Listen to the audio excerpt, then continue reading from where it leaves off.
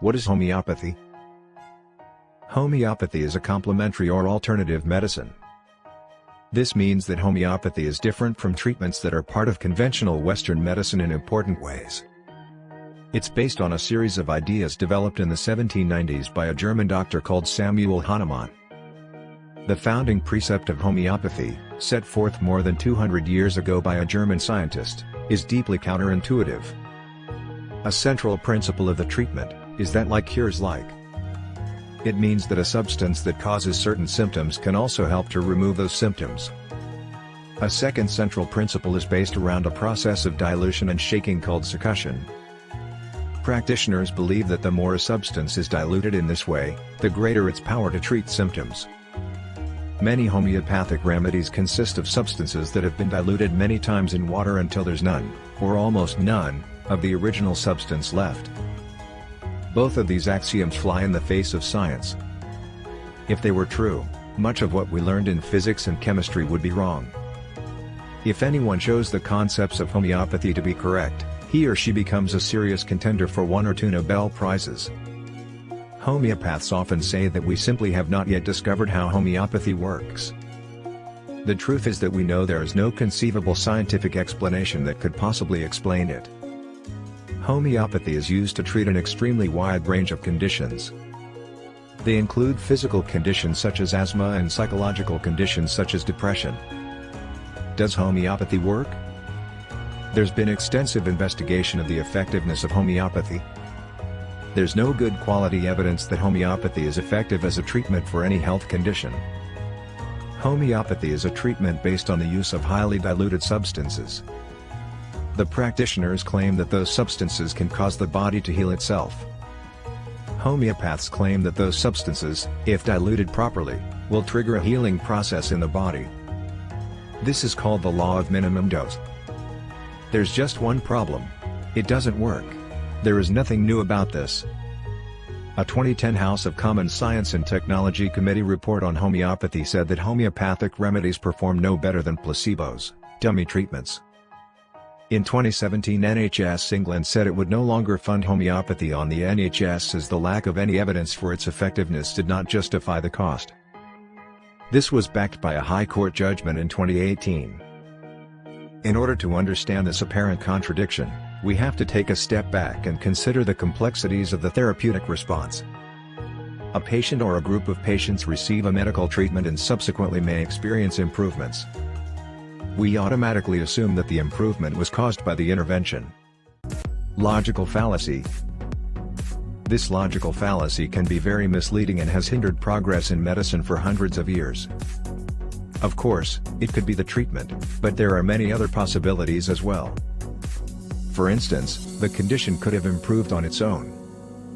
Or the patient could have had high expectations in the treatment that prompted a powerful placebo response. About 200 clinical studies of homeopathic remedies are available to date. Over a dozen systematic reviews of homeopathy have been published. Almost uniformly, they come to the conclusion that homeopathic remedies are not different from placebo. Placebo effects are notoriously unreliable. The patient who benefits today might not do so tomorrow. Placebo effects also tend to be small and short-lived. Knowingly giving a placebo to patients would be unethical in most instances. Either clinicians tell the truth, i.e. this is a placebo, in which case the effect is likely to disappear. Or they do not, in which case they are liars. Giving a placebo to a patient with a serious condition that would be otherwise treatable does seriously endanger the health of that patient. In order to generate a placebo response in a patient, we do not need to administer a placebo. All treatments come with a free bonus of a placebo effect as long as clinicians administer them with compassion and empathy. So why only rely on part of the total therapeutic response? Is this not shortchanging the patient?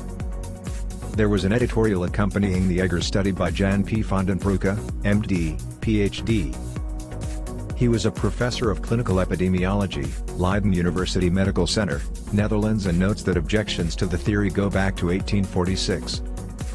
It was then that British researcher John Forbes said that the idea of a medicine getting stronger the more it is diluted is an outrage to human reason. I do not know what it is about the dilution theory that attracts people to it. I really do not know, Vandenbroucke tells. But somehow the appeal has been consistent for 150 years. What doctors can learn from homeopathy? Given his study, it is surprising to learn that Eggers thinks people get a real benefit from seeing homeopathic doctors. Homeopathy is difficult to reconcile with basic scientific principles, Eggers says. But the clinical literature is compatible with the notion that people treated with homeopathy do feel better. Eggers explains that his study casts serious doubt on whether homeopathic medicines have specific effects. But there's more to homeopathy than drugs, he says.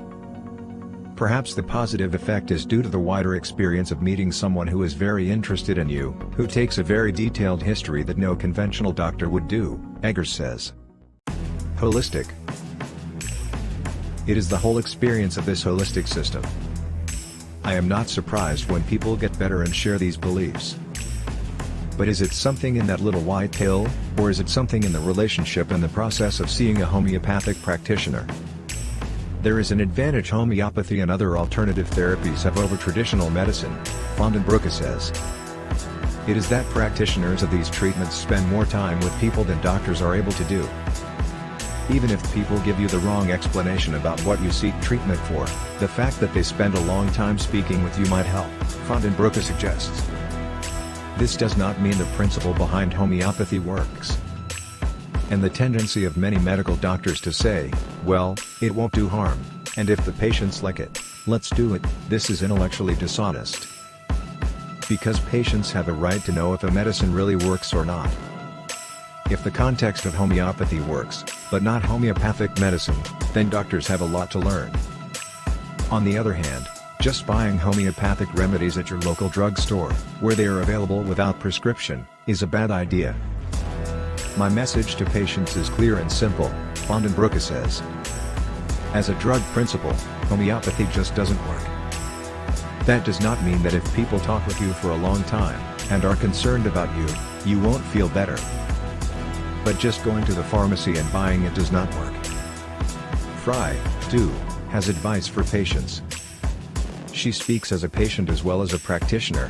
Homeopathy, she says, once saved her son from a life-threatening illness. Homeopathy, it is worth exploring to see if it can help, regardless of what the naysayers say, Fry says. It is about treating patients, not about doing studies. Although we would love to do big studies if anybody was out there willing to fund them. Nobel laureate Venkatraman Ramakrishnan put the spotlight on homeopathy when he dismissed it as bogus science. But it's business as usual for the 2.65 lakh registered practitioners of homeopathy in India. No one in chemistry believes in homeopathy. It works because of placebo effect, said Ramakrishnan, the India-born president of the Royal Society who won the Nobel for Chemistry in 2009. Over the past decade, modern science has dismissed homeopathy as nothing more what it appears to be. Sugar pills that do nothing more than give you empty calories. A major nail in the coffin was an analysis of 110 homeopathy trials and 110 matched conventional medicine trials published in The Lancet in 2005. It concluded the clinical effects of homeopathy are placebo effects. It found homeopathic treatments were not more effective than dummy pills, but allopathic medicine were. Reporting bias.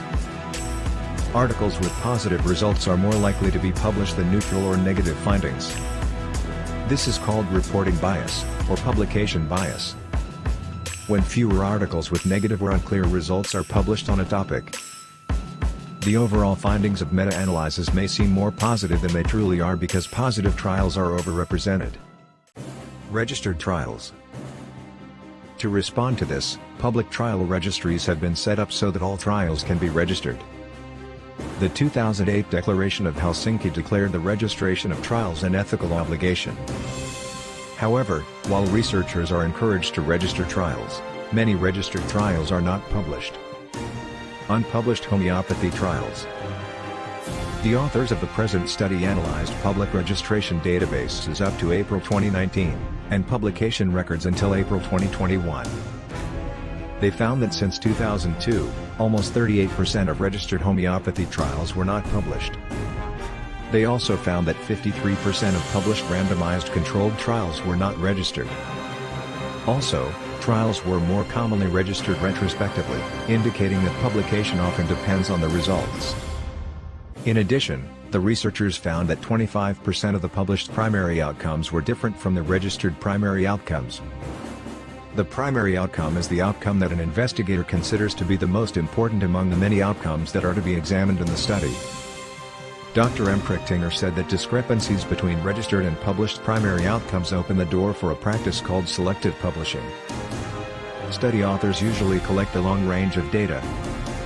When the primary outcomes are not defined in advance, authors might be tempted to cherry-pick their results. This would lead to an exaggerated effect estimate of the treatments in question, said Dr. Emprichtinger. Dr. Emprichtinger and his colleagues believe that their findings may call into question the validity of meta-analyses such as Dr. Matthey's. Matthey et al. Summarize the results of individual studies in a meta-analysis. While the results achieved by this approach are usually more credible than by individual studies, it can lead to distorted estimates if there is only a specific subset of studies available, said Dr. Emprichtinger. However, in a recent article, the Homeopathy Research Institute says that the findings of Dr. Emprichtinger and his colleagues show that the homeopathy research sector appears to be outperforming conventional medicine in regard to scientific and ethical standards, with lower levels of reporting bias. In either case, Dr. Emprichtinger said that to reduce issues of bias, it is crucial that journals adhere to the International Committee of Medical Journal Editors policy, which states that only results of clinical trials which have been prospectively recorded should be published in a journal. Journals which publish complementary and alternative medicine studies must stop the publication of unregistered trials. Research organizations need to block investigators who do not register and publish their trials from any future funding, argued Dr. Emprichtinger. The Australian National Health and Medical Research Council said in a statement, "There is no good quality evidence to support the claim that homeopathy is effective in treating health conditions.